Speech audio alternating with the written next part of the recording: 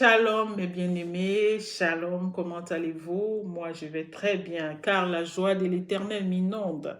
C'est Joy of Lord, la joie de l'Éternel qui m'inonde chaque jour, qui m'inonde, qui me transforme, qui me donne le courage de me placer devant vous là. C'est lui là-haut là. Oui, c'est lui là-haut là qui me donne ce courage de me placer là. Il y a quelques années de cela, quelques mois, je n'aurais jamais su que je pouvais me placer comme ça pour vous parler.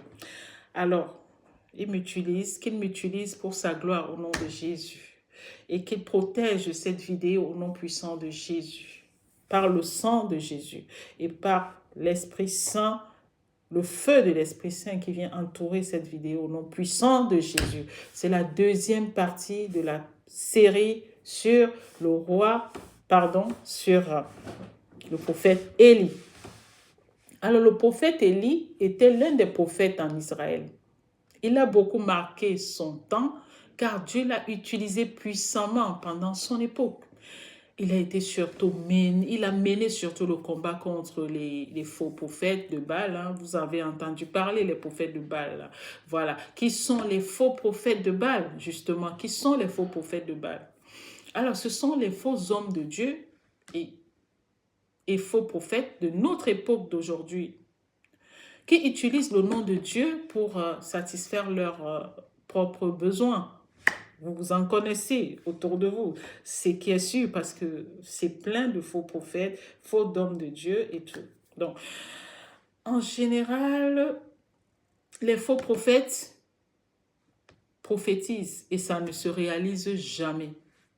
Et ils ont l'habitude de prophétiser pour flatter, en fait, pour dire des choses qui plaisent. Voilà. Faire des promesses, des révélations qui plaisent. Voilà. Donc, ils ne sont pas dirigés par Dieu.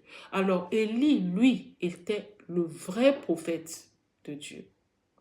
Alors, ce qui m'a le plus marqué dans ces combats, parce qu'il en a mené beaucoup, alors c'était la lutte contre les faux prophètes de Baal, les prophètes de Baal, oui, les prophètes de Baal.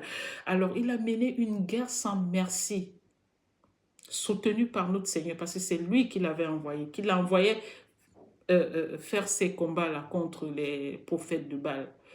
C'était vraiment une guerre sans merci, au point où lui-même, il a pris peur. À un moment donné, il a pris peur de sa vie. Et comme vous savez, même si on a Dieu avec nous, on fait des choses avec Dieu, mais il y a des moments de doute où on se dit, ben, est-ce que je vais y arriver? Est-ce que je ne vais pas mourir? Donc, partagez